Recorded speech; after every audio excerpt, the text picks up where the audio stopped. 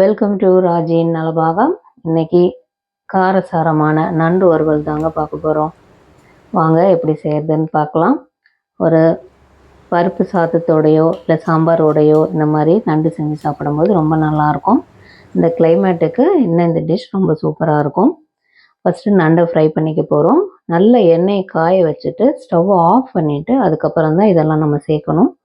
இஞ்சி பூண்டு paste 1/2 spoon, மிளகாத்தூள் 1 ஸ்பூன், மஞ்சத்தூள் 1/4 ஸ்பூன், உப்பு 1 ஸ்பூன் இதெல்லாம் சேர்த்துட்டு நல்லா பெரட்டி விட்டுட்டு நண்டையும் சேர்த்து ஒன்றா பெரட்டி விட்டுக்கலாம். இப்போ இந்த மசாலா எல்லாமே நண்டில் நல்லா ஊறணும். நல்லா இந்த மாதிரி பெரட்டி விட்டுட்டு ஒரு 10 நிமிஷம் அப்படியே விட்டுறலாம். இந்த மாதிரி வதக்கி விடும்போதே நண்டு பாதி குக் ஆகிடும். இப்போ இதை தனியாக ஒரு பிளேட்டில் எடுத்து வச்சிடலாம். இப்போது திருப்பி அதே பாத்திரத்துலேயே எண்ணெய் ஒரு 2 ஸ்பூன் சேர்த்துட்டு ஒரு 10 பல்லு பூண்டை பொடியாக கட் பண்ணி சேர்த்து வதக்கிக்கலாம்.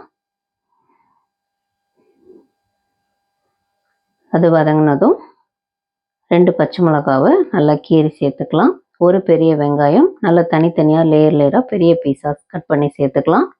ஒரு குடமிளகா அதையும் விதையை எடுத்துட்டு வெறும் மிளகாய் மட்டும் பெரிய பெரிய பீசஸாக கட் பண்ணி சேர்த்துக்காங்க. இப்போ இதில் red chilli sauce 1 spoon, green chilli sauce 1 spoon, soya sauce 1 spoon இதையும் 3ஐயும் போட்டு ஒன்றா மிக்ஸ் பண்ணி விடுங்க.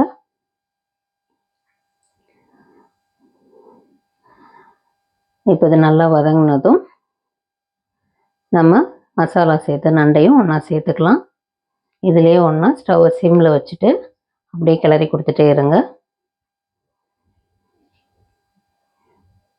இதை நம்ம மசாலா சேர்த்து ஃபஸ்ட்டும் ஒரு வதக்கியிருக்கோம். இப்போ திருப்பியும் அந்த மிதமான தீயிலே வேகும் போதே நண்டு வெந்துடும். இதுக்கு தண்ணி எதுவும் சேர்க்க தேவையில்லை. மிளகுத்தூள் 1 ஸ்பூன் சேர்த்துக்கோங்க. வெங்காயத்தால் சேர்த்துட்டு நல்லா கிளறி விடுங்க. இது செய்யறதுக்கான ஆகிற நேரம் ஒரு 20 நிமிஷம் தான் ஆகும். அதுவும் அந்த ஊறுறதுனால சூப்பரான நண்டு வறுவல் ரெடி ஆகிடுச்சு. நீங்களும் ட்ரை பண்ணி பாருங்கள். வேறு ரெசிபியில் அடுத்த வீடியோவில் மீட் பண்ணுறேன். தேங்க்யூ.